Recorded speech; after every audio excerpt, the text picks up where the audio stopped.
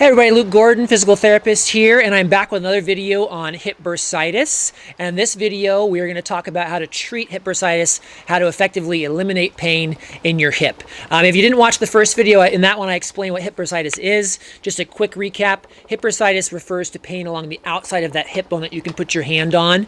So it's inflammation of the bursa there, oftentimes goes with inflammation of the tendons as well, the muscle tendons, which I'll explain a little bit as we go through the video on how to treat it today.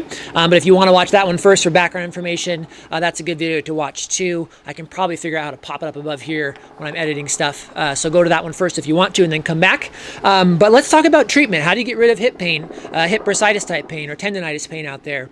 And basically I'm going to oversimplify it, and then we're going to dive into the details. Oversimplifying it is a two-step process.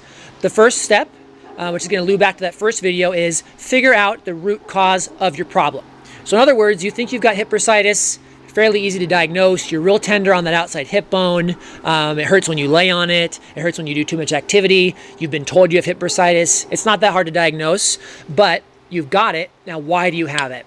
And two major things I want you to focus on when it comes to why do you have it. Most of the time, you're going to have muscle weakness in some of these muscles that we're going to talk about.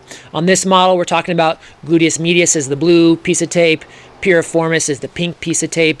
You don't necessarily need to know those two muscles, but they're good. They're just good background knowledge. But for most people with hip bursitis, they're going to have muscle weakness. So that's one potential cause. The other one that I would key into is overuse or just more stress on this side of your body. So on this model, if it's the left leg that you're having hip bursitis on, is there something that's causing your left leg to be more irritated than your right? Are you shifting your weight over? Do you have a right knee issue? Do you have a lower extremity issue below the hip, the knee, the ankle? Do you have something above it like your back? So again, that's not great information, I guess, but just know that when you're wanting to get rid of your pain, you need to know why it's there.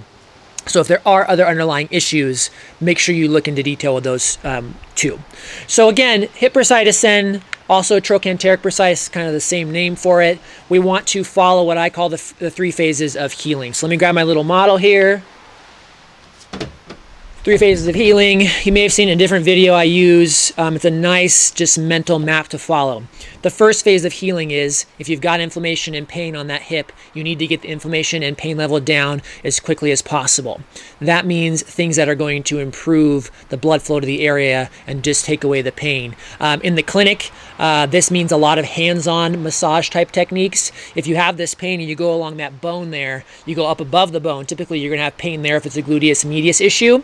If you go kind of back behind the bone and towards your buttocks, you can find pain too. And again, if you remember that model I just had, that's where those tendons are attaching to the bone. So oftentimes, even though it's the bursa that's inflamed, it's also the tendon that's inflamed. And so to get the pain level down, you want to focus your attention on those areas. Massage is a great thing to do. Friction massage, break up the tissue, irritate it a little bit, but not to the point where you're hurting more. I think heat works really well to get the blood flowing. And you can also use ice if you need to cool it down if it gets too inflamed.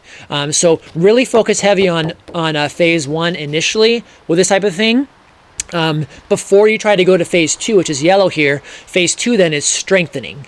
I should go back. You can do some stretching in phase 1 as well. So stretching your IT band helps. If you've got buttocks pain, doing some piriformis stretches help too. I know I've got videos on there with somewhere IT band stretches and piriformis stretches. If you want to look up those keywords, you can do stretches in phase 1 too. In phase 2 then, when you're starting to get your pain level back under control, now you want to add in strengthening. Go back to the root cause of your hip bursitis. If one of your root causes is relative overuse of those muscles combined with some weakness, ultimately building the strength is going to keep your pain from coming back. So building the strength in those muscles is going to be really important. You get into things like hip abductor strengthening where you're doing side leg lifts, maybe some side-to-side stepping with a band around your ankles, things like that. I'm not sure if I'll make a video on those exercises, but if I do, I'll keyword post them like, top exercises for hip bursitis, things like that. So strengthening is your next phase. Word of caution though, a lot of folks just want to skip straight into strengthening and skip phase 1. So they try to strengthen through pain. That's oftentimes a really big mistake and will keep you stuck for longer than you'd like. So get the pain level down first in phase 1, and then in phase 2, start to work on strengthening.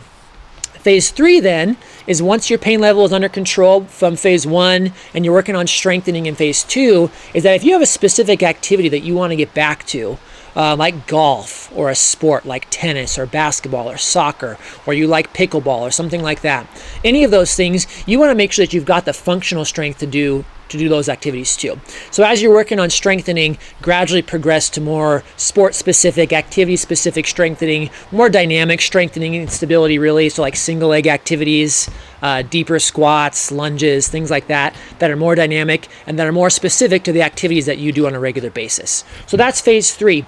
And then of course phase 3 is also kind of like maintenance. So once you get to that level, maintain the gains you've made, stay active, keep those muscles strong, correct any of those asymmetries in your posture or your body mechanics that are potentially due to a back problem or a knee or an ankle problem, something like that. Correct all those things and just keep moving forward.